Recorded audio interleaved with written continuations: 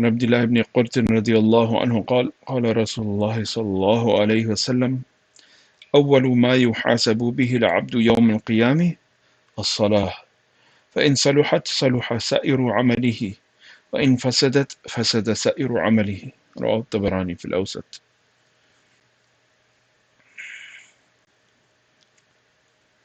عن عبد الله بن قرط رضي الله عنه قال قال رسول الله صلى الله عليه وسلم أول ما يحاسب به العبد يوم القيامة الصلاة فإن صلحت صلح سائر عمله وإن فسدت فسد سائر عمله.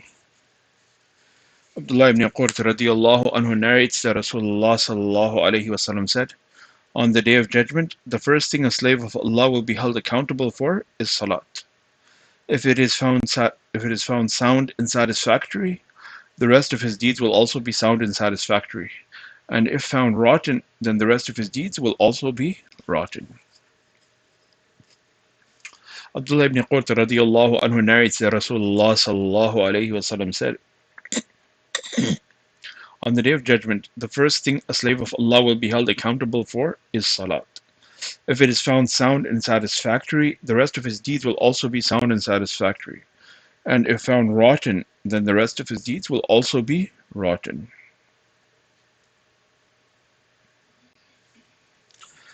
عن جابر رضي الله عنه قال قال رجل للنبي صلى الله عليه وسلم إن فلانا يصلي فإذا أصبح سرق قال سينهاه ما يقول. رواه البزار ورجاله ثقات. عن جابر رضي الله عنه قال قال رجل للنبي صلى الله عليه وسلم إن فلانا يصلي فإذا أصبح سرق قال سينهاه ما يقول. Jabir radiallahu anhu narrates that a man said to Nabi sallallahu alayhi wasallam, verily so and so offers salat. Then at the break of dawn he steals. He replied, shortly his salat will prevent him from that sin. Jabir radiallahu anhu narrates that a man said to Nabi sallallahu alayhi wasallam, verily so and so offers salat. Then at the break of dawn he steals.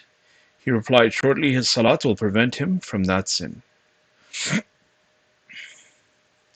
And there is one ayat of the Quran, إِنَّ الصَّلَاةَ تَنْهَى عَنِ الْفَحْشَاءِ وَالْمُنْكَرِ, that very salat prevents from lewdness, from shamelessness, and from evil deeds. And this is the meaning which Rasulullah sallallahu alayhi wasallam, amongst others, is alluding to, that his salat will stop him from this theft, this habit of stealing.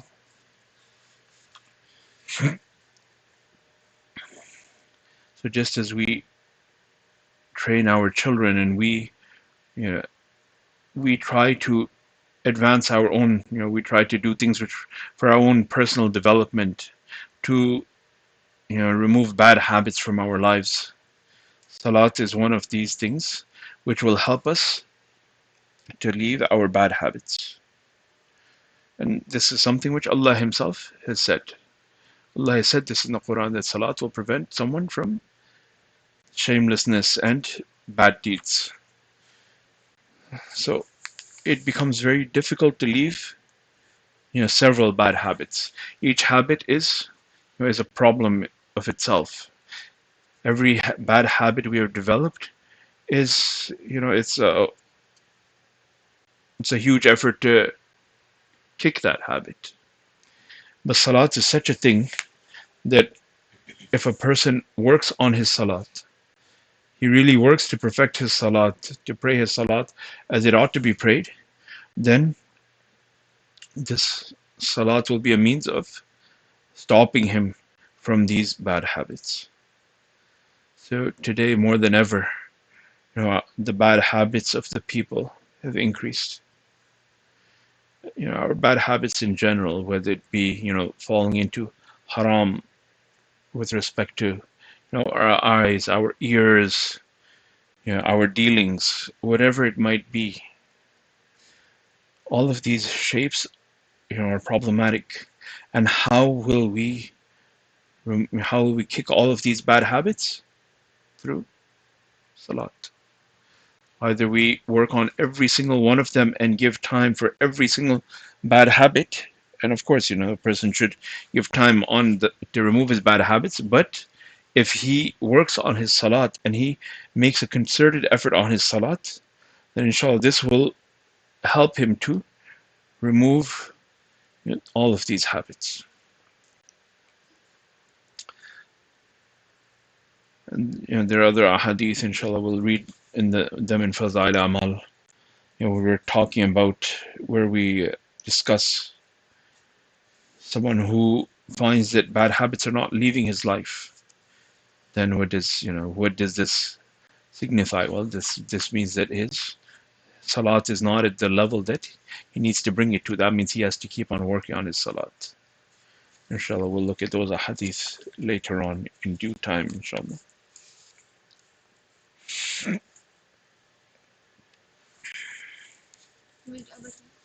Ji. So you know how to drink water from the sink? Ji.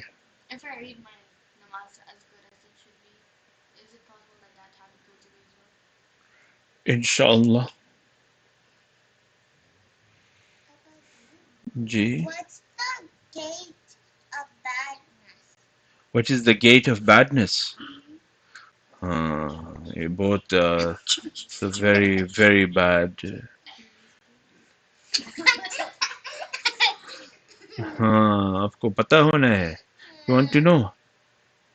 Al-khamru jumma'ul ithm. समझ गए? She asked, what is the gate of badness? So, what is the gate of badness? Hmm? It, I don't know if it was meant as a serious question, but in terms of a serious answer, it does come in hadith that wine is the root of all evils. That consuming wine is the root of evils.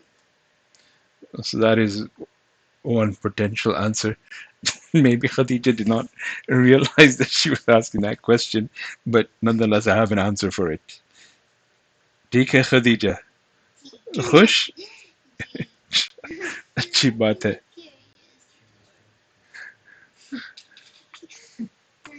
All right.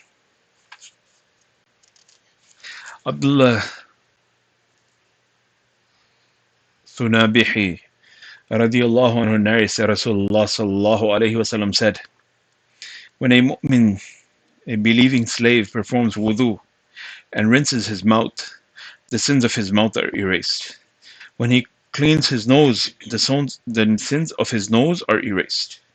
When he washes his face, the sins of his face are erased, even from beneath his eyelids. When he washes his arms, the sins of his arms are erased, even from beneath his fingernails. When he wipes his head with his wet hands, the sins of his head are erased, even from his ears. When he washes his feet, the sins of his feet are erased, even from beneath his toenails. Thereafter, his walking towards the masjid and offering salat is a source of more reward.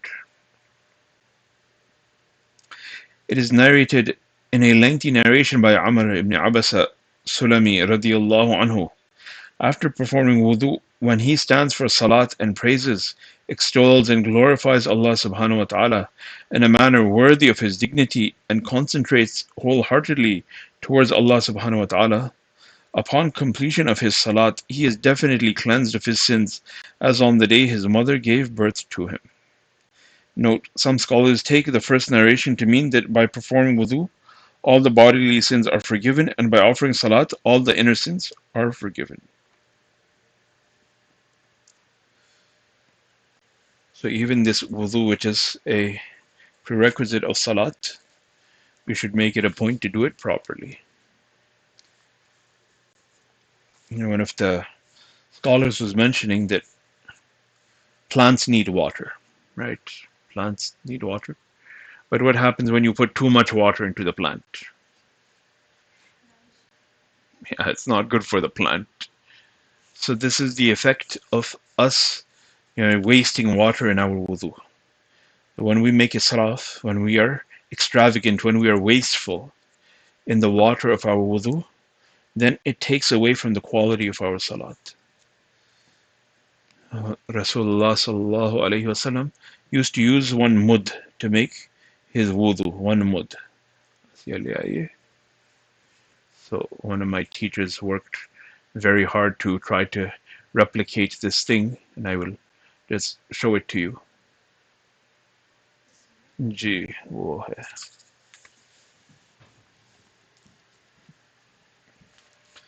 So this is one mud. For an idea how big it is compared to the size of my head.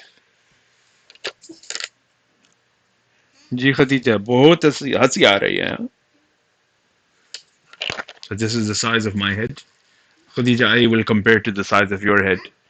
आइए आइए यहाँ आइए यहाँ. So now this is how big it is compared to Khadija's head.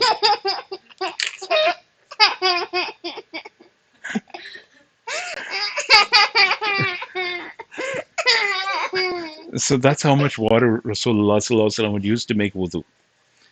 So we have the water running fully, and we fill up our sink if it's not flowing properly. So we use a lot of water. So we should be mindful that we try to use as much water as we need, and try to go back to the way of Rasulullah sallallahu alaihi wasallam. Even if we don't go exactly back to that, but as long as we're less wasteful, we're going in the right direction, inshallah Allah will, Allah sees the efforts that everyone's making. So inshallah Allah give us tawfiq to work on our salat and to perfect our wudu, perfect our salat, and help us kick all of our bad habits. Subhanallah wa bihamdi, subhanakallah wa bihamdik, ashhadu an la ilaha illa anta nastaghfiruka wa natubu ilayk. Subhana rabbika rabbil izzati amma yasifun, wa salamun ala al-mursalin, walhamdulillahi rabbil alamin. Acha. Assalamu alaikum wa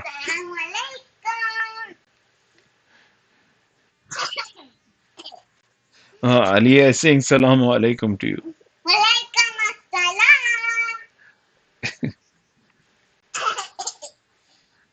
अम्मी दादी बोल रही हैं अस्सलामु अलैकुम.